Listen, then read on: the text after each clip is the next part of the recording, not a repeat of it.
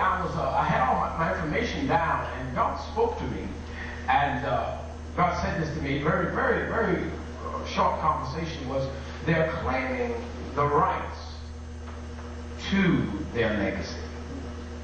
Claiming the rights to a legacy.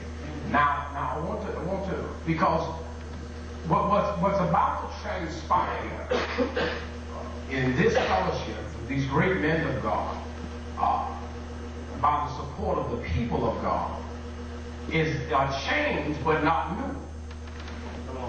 It's not new, because God has been searching the earth, and it's a reason why one pastor will have 20,000 people in a certain geographical area. There's a reason. And now it's not to belittle any small church, big church, all that stuff. You know, that's not what I'm trying to do. But sometimes when there's no one else, then I have to raise up someone else to do what I had someone else to do that should have done it years ago. Yes, sir. So I begin to look at this. Now, often when we hear the word legacy, now I'm a teacher more than I'm a preacher. So we'll go to the mountaintop maybe, but before we leave, you're gonna get something. I tell you that. Come on. I never look at the word legacy. Oftentimes when we hear the word legacy, we oftentimes think of something great. But simply the word legacy simply means something that has been passed down. Could be good, could be bad. And what happens is that when we come to the body of Christ, you know God don't mind skipping a generation. Come on now. If you were to look at what he did with Saul, Jonathan was next in line. Right. But God had different plans. Are you listening to me? Yeah. And now, allow me to the floor. We're going to get to the Bible. We're going to get to the Bible, I promise you. Good. But what happened now also in fellowship is a rebirth, because what Saul did messed up Jonathan, which also messed up Mephibosheth. Come on, sir. And what happened, now I'm not trying to hurt nobody's feelings, all right? But what happened with some people, they got caught up in titles and names and things. That's it. But the birth of these people was under assault. And when God shifted and went to the bloodline of David, Mephibosheth was somewhere over in Lodabar. Are you listening to me? Yes, sir. And when the shift came for him, he had to come out of Lodabar. And when he came out of Lodabar, he came to the palace. Are you listening to me? But now you can't try to claim something you think rightfully belong to you just because of where you come from. Because there got to be a rebirth. Got to be a rebirth. I'm not talking about being born again, because I believe Jesus died on the cross for my sin. I'm not talking about that. But I'm talking about a disconnection and a reconnection to the bloodline that can produce what God wants to do in your life. So what's happening among these great men of God is you are receiving a legacy that has been skipped over a few generations. And just because the brain is in place, the brain is no more good than the functioning of his body.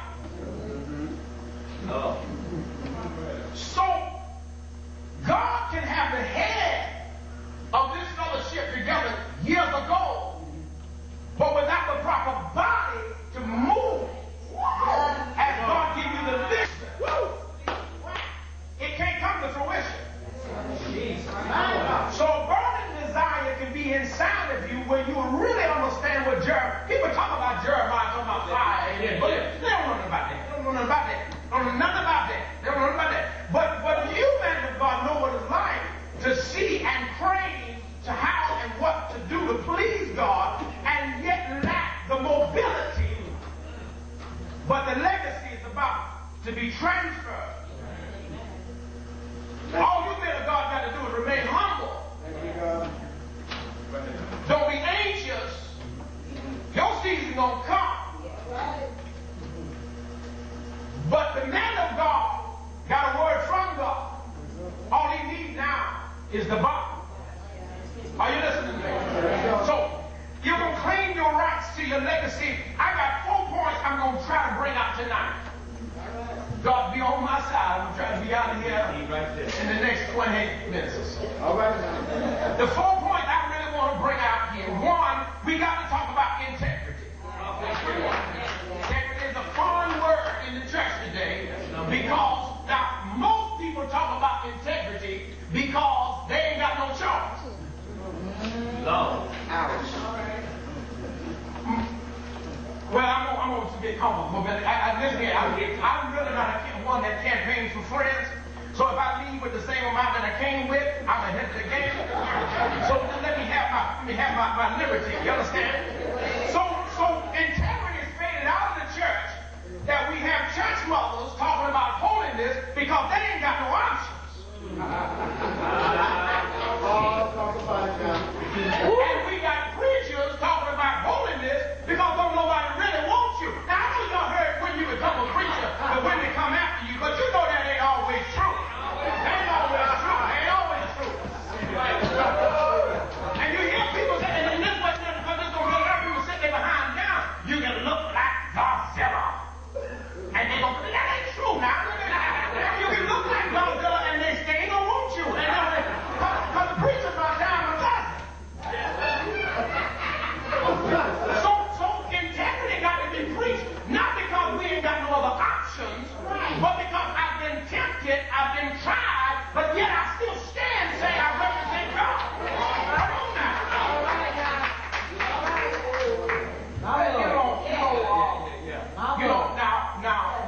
Sometimes it's easier to preach something you don't think you're going to ever have to deal with. No. All right. No. But what happens when nobody else is around and she looks you in the eye and says, Pastor, anything you need from me, call me. Come on, you understand? You understand? You ain't nothing because you done turned down something you don't like. You don't like them that size, you don't like them that color, you don't like that color. So don't just because you turn them down will mean you right. But I'm talking about when it's everything you want and more. There you go. And then you say, sister. I had a young lady. Now, you know what I'm saying? I know I ain't all that in a bag of chips. I got no low self-esteem. You understand? Don't think I got low self-esteem. I got no low self-esteem. But I know I ain't all that in a bag of chips. But I know when the devil's after me and to get my anointing so that I can't help the people that God has assigned. Are you listening to me? So I have to deal with integrity every now and then. We had one young lady, she was married and I'm just going to go ahead and be free. She was married and her husband had problems performing, and every time my wife and I would sit and talk with them, she'd always talk about how he can't perform. So I said, God bless you, sister, how you doing? How you doing, Pastor? I ain't had none, I ain't getting none, I can't get none, she get on work, you know,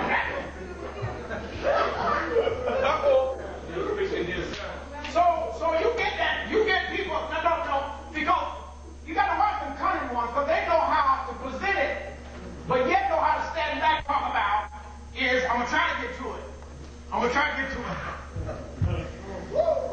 Public shame for the righteous. That's when you publicly are embarrassed because of something you go through, but you still are right. I just said somebody got caught with their pants down. Right.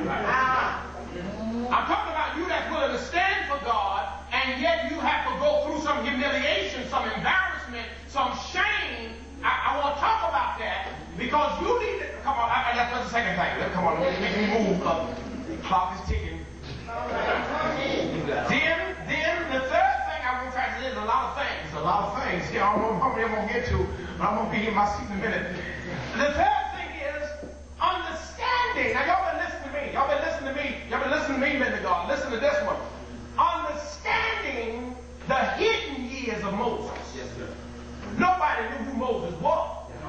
You got to understand them 80 years. I'm going to try to get there. Because a lot of people are going to find themselves there. And you're going to see what God do. And then the fourth thing, we're just going to give you a very quick process of renewing the mind to transfer the heart. and the heart's going to transfer your speech. Let's get to the first one. Go with me to Proverbs 20:7. Now, I told y'all